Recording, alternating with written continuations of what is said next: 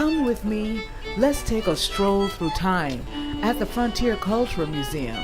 Let's walk through the 1700s of West Africa. Meet John Claude Hatumina. He is a historical interpreter at the museum.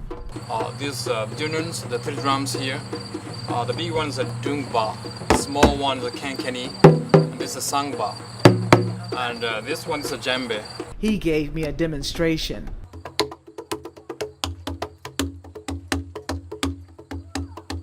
Joe Herget is the Frontier Culture Museum Director of Marketing. The fundamental mission of the Frontier Culture Museum is to tell the story of how a new American folk culture, or a new American, frontier culture emerged here in the Shenandoah Valley from the blending of multiple other cultures, which include English, Irish, and German immigrants, West Africans that came here via the West African slave trade, and then of course the indigenous peoples, the Native Americans who lived here first. It's important to know where we came from and how we got to where we are today. Everything that you see in American culture today is kind of came from that foundation of the populations that came together early in this country's history.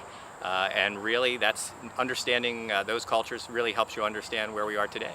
Next stop, the 1700s Irish Forge. That's where I met Sarah Kinzer of Grottos. She says her son enjoyed watching iron being sharpened. He's set up shop in the blacksmith in the forge, which is his favorite place. It's right where I want it.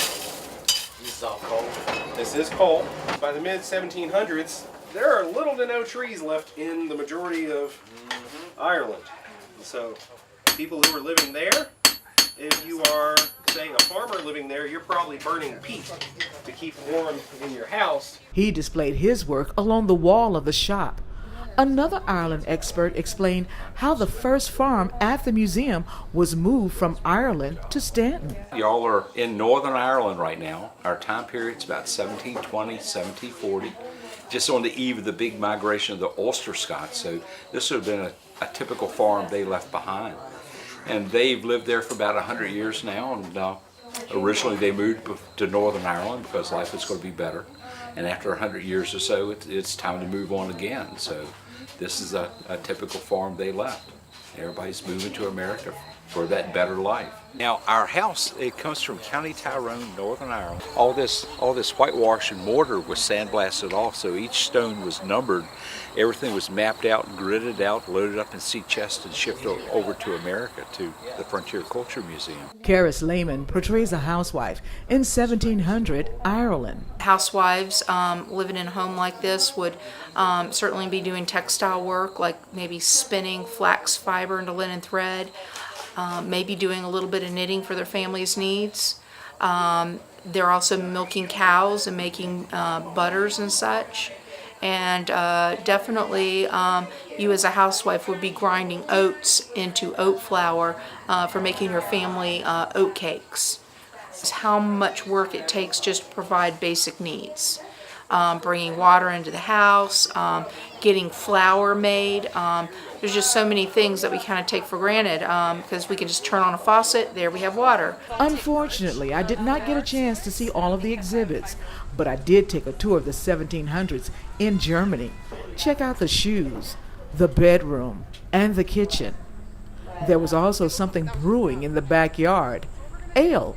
We're going to strain the grain out of our mash tun here.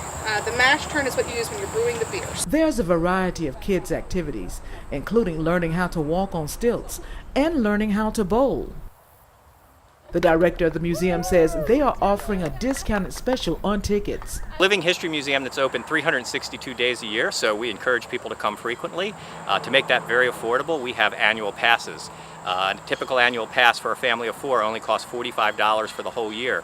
For the month of September, all of our annual passes are going to be on sale for 50% off, so it's a great time to either renew your annual pass or to buy an annual pass for the first time because it makes it highly affordable, and you can come as often as you want.